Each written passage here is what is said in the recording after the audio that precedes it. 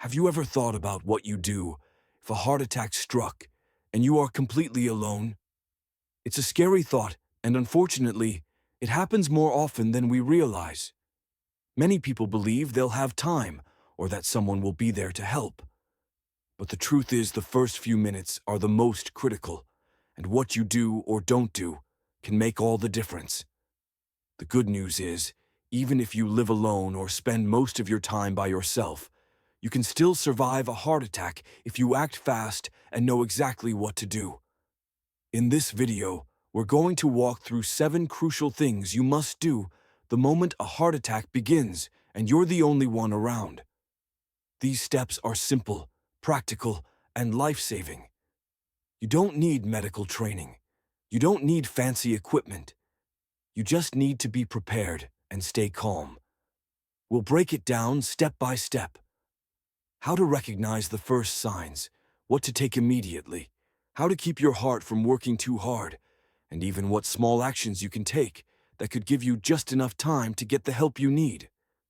Stay with us until the end, because the last few steps are the ones most people forget, but they might be what actually save your life. Don't wait until it's too late to learn what your body is trying to tell you. Let's get started. Number 1. Recognizing the earliest warning signs.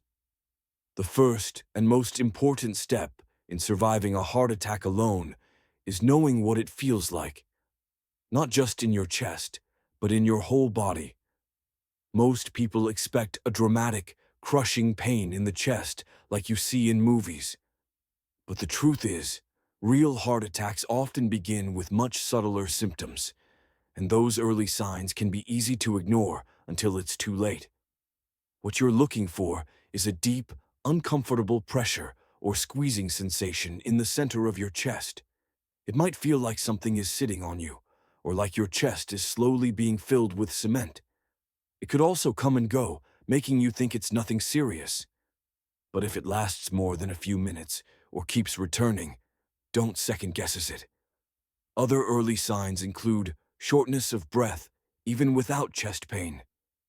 You might feel like you just walked up a hill, even if you're sitting still. Some people feel pain in the arm, shoulder, neck, or jaw. Others get lightheaded, break out in a cold sweat, or feel nauseated and dizzy. And in some cases, especially for older adults or women, the pain may feel more like pressure in the back or stomach than anything in the chest. Let's take an example. Richard, 74, was sitting at his kitchen table when he felt a strange tightness under his collarbone, almost like heartburn. But then he noticed he couldn't take a full breath, and his hands began to sweat. He remembered reading that not all heart attacks start with pain, so instead of brushing it off, he acted. That decision may have saved his life. The body often whispers before it screams. And when it comes to heart attacks, those whispers are your only chance to take action before the damage begins. If you wait for the classic chest-clutching drama, you may already be too late. So the next time something feels off, and especially if it's a combination of pressure, shortness of breath, or unusual fatigue, stop what you're doing. Don't try to tough it out. Don't tell yourself it's just indigestion. Recognizing the warning signs is your first shot at survival. Treat them seriously even if they seem small. Your life might depend on it. Number 2, calling emergency services immediately. Once you suspect that a heart attack may be starting, the very next thing you must do without hesitation is call 911. Do not wait to see if the symptoms go away. Do not try to drive yourself, and do not assume that you're overreacting. Calling emergency services is not only the fastest way to get help, it's the most effective thing you can do to stay alive. A heart attack isn't something you walk off. Every minute matters. The longer your heart muscle is starved of oxygen, the greater the damage. But when you call 911, trained professionals are already preparing as they drive toward you. They're bringing equipment, medication, and the ability to keep you alive. If your heart stops on the way to the hospital, what's more, If your symptoms worsen quickly, which they often do, you won't be able to help yourself. That's why trying to drive is one of the most dangerous choices people make. You could lose consciousness, cause an accident, or delay your own care. Let the professionals come to you. Think about what happened to Linda, 78. She felt a strange ache in her left shoulder, followed by a wave of nausea and a cold sweat. She thought about calling her son, but then she remembered a nurse once telling her, "If you're alone and might be having a heart attack, call 911 first. Talk to your family later." She made the call. By the time the ambulance arrived, her symptoms had intensified, but the team was ready. They stabilized her on the spot. That phone call saved her life. You don't have to be sure you're having a heart attack to call for help. The dispatcher won't be upset if it turns out to be something else. In fact, they'd rather send help. You didn't need, then miss a chance to save your life. Keep your phone somewhere you can reach it easily, especially if you live alone. If you feel symptoms coming on and can't speak clearly, press the emergency call feature. Some phones have a shortcut to call for help even when locked. Learn where it is and use it. If you're still watching this video and finding these insights valuable, please comment number 2 below to let me know you're here. And if you haven't subscribed yet, I recommend you subscribe and turn on the bell so you don't miss any videos. Your support helps us continue creating good content to inform and inspire you. Now let's move forward.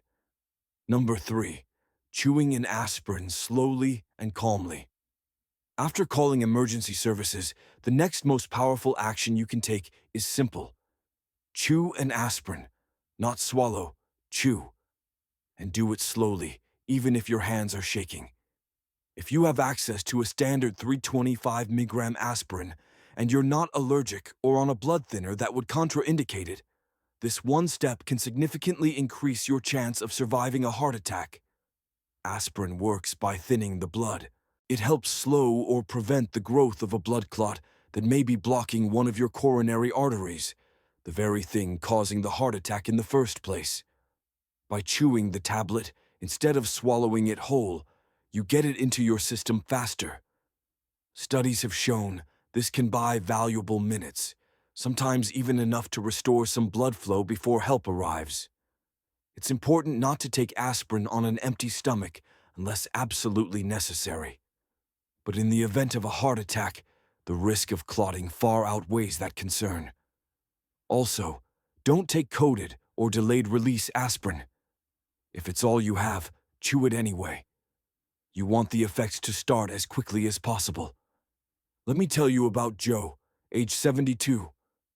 One morning, he felt a tightness spreading from his chest to his neck. He remembered he had a bottle of aspirin in the kitchen cabinet. He chewed one while sitting down and waiting for the paramedics. Later, his cardiologist told him that single action likely reduced the damage to his heart muscle. That little pill, he said, kept things from getting worse. If you live alone, make sure aspirin is easy to access, store, some in a nightstand, your kitchen drawer, or even in your wallet. Make sure it hasn't expired. And tell your loved ones where you keep it in case they ever need to help you. This small act may seem too simple, but it's grounded in science and practiced by emergency responders around the world. Chewing aspirin during the onset of a heart attack isn't just a tip, it's a proven intervention. And in those critical first minutes, it can be the difference between walking out of the hospital or never making it there at all. Number 4, sitting or lying down to protect your heart. Once you've called for help and taken aspirin, your next job is simple but absolutely critical. Stop moving. Sit or lie down in the safest, most comfortable position you can. This isn't the time to pace. Gather belongings or unlock doors unless it's absolutely necessary. Any additional physical effort puts more strain on your heart, which is already struggling to get enough oxygen. Ideally, you want to sit with your back supported, feet flat, and arms resting loosely. This helps reduce your heart's workload while you wait for paramedics. If you feel faint or elated, lie down on your side with your head slightly elevated. And don't try to power through the discomfort. That mindset might have served you well in other parts of life. But in this moment, it's a risk you can't afford. It's common for people to feel embarrassed, calling for help, and then sitting there doing nothing. But make no mistake, doing nothing is doing something. It gives your heart a chance to stabilize. It slows your breathing, and it keeps your body from burning through its already limited oxygen supply. Take the story of Alice, 81, when she felt pressure radiating across her chest. Her first instinct was to clean up the kitchen and get herself together. But she remembered what her doctor once said. If you think it's your heart, sit down. Everything else can wait. She sank into her favorite recliner and waited for help. That stillness, she later learned, likely prevented her symptoms from escalating into full cardiac arrest. So, if you ever feel those symptoms creeping in, pressure, shortness of breath, dizziness, don't try to finish what you're doing. Stop right where you are, or move as little as possible to a safer spot. Sit or lie still, breathe slowly, and let your body focus on just one job, surviving. And here's something simple, but often overlooked. If you're on a chair without armrests, don't let your body slump. Keep your spine supported and your breathing open. The more relaxed and upright your position, the less effort your heart has to make. If you're still watching this video and finding these insights valuable, please comment number 4 below to let me know you're here. And if you haven't subscribed yet, I recommend you subscribe and turn on the bell so you don't miss any videos. Your support helps us continue creating good content to inform and inspire you. Now let's move forward. Number 5, unlocking your door for emergency responders. If you still have enough strength after calling for help and settling down, one of the most helpful things you can do is unlock your front door. It may seem like a small step, but in an emergency, even seconds matter, and a locked door can delay treatment when time is everything. Paramedics are trained to break in if needed, of course, but forced entry adds time, causes damage, and might even startle or injure you if you're close to the entry point. Unlocking the door in advance lets them walk right in and begin care immediately. That simple act could save several minutes. Minutes that your heart might not have. If you live alone, especially in an apartment or gated community, think through the logistics before a crisis ever happens. Is your door easy to open from the inside? Do you have a visible address? Is there a spare key someone close by can access? These are things that don't seem urgent until they suddenly are. Consider Paul, 76, who lives in a small condo. When his symptoms began, he called 911, chewed an aspirin, and unlocked his door all in under 2 minutes. The paramedics said that single action helped them reach him 30 seconds faster and saved them from having to break in. That's the last thing I would have thought of, he later said, but it might have been what got me help just in time. If walking to the door feels too risky, don't do it. Sit down and focus on your breathing. But if you're close to the door and feel steady enough to reach it safely, go ahead and unlock it. You might also consider a smart lock with remote access or a medical lock box for your key, especially if you live alone or have mobility challenges. It's a small act of preparation, but it sends a message to the people coming to save you. You're ready. You've done your part. Now it's their turn to do the rest. Number 6, using your phone's speaker or medical ID features. If you're waiting alone during a heart attack, your phone becomes more than just a communication tool. It becomes your lifeline. And one of the smartest ways to use it in that moment is by switching to speakerphone. This allows you to talk to emergency responders hands-free, so you can focus on breathing and staying as calm as possible without needing to grip your phone tightly or hold it to your ear.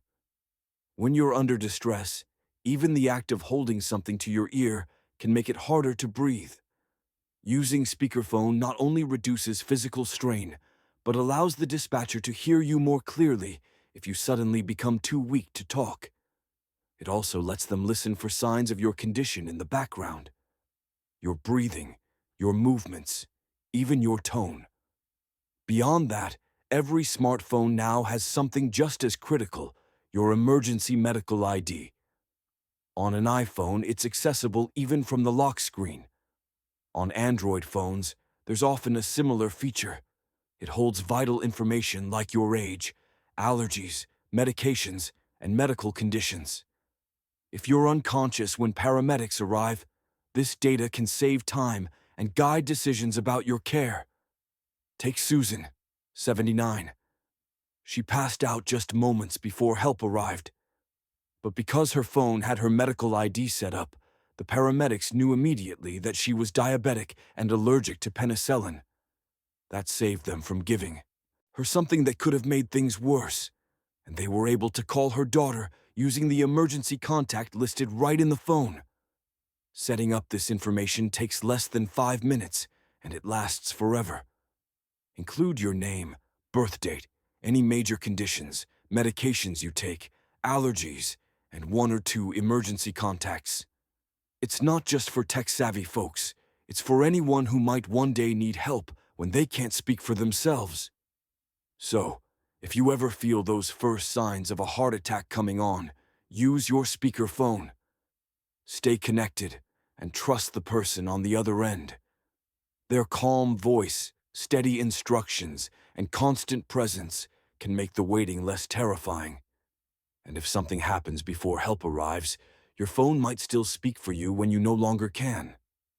If you're still watching this video and finding these insights valuable, please comment number 6 below to let me know you're here. And if you haven't subscribed yet, I recommend you subscribe and turn on the bell so you don't miss any videos. Your support helps us continue creating good content to inform and inspire you. Now let's move forward. Number 7. Slowing your breath to steady your heart.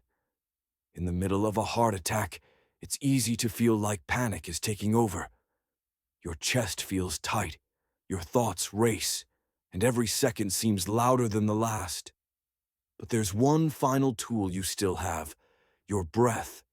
And if you use it well, it can calm your nervous system just enough to give your heart a better chance at holding steady. Controlled breathing isn't about curing the heart attack. It's about keeping your body from spinning into full-blown shock while help is on the way. The more anxious you become, the faster your heart may beat. But slowing your breath can gently pull that rhythm back down. You don't need a special technique. Just try this. Breathe in slowly through your nose for about 4 seconds. Hold it for a moment. Then exhale gently through your mouth for 6 seconds. Do it again. Focus on that one small rhythm. It gives your body something steady to anchor to, and it can help prevent your heart from going into dangerous arrhythmias triggered by stress. Consider what happened to Frank, 83. When the pain hit, he felt like he was drowning in fear. But he remembered a simple breathing exercise his doctor had taught him during a checkup. He focused on each breath, kept himself still, and let go of the panic. By the time the paramedics arrived, his heart was still unstable, but not in full arrest. I just kept thinking, stay calm, stay alive. He later said, you can practice this breathing anytime. When you're resting, when you're feeling anxious, even when you're watching TV, the more familiar it feels, the more instinctively your body will return to it when the stakes are high. Your breath won't fix your arteries, but it can buy you time. It can keep oxygen flowing and help your heart hold on. And sometimes in those final moments before help arrives, that's the only edge you need. Stay still. Stay alive. Final thoughts. At the end of the day, surviving a heart attack alone isn't just about luck.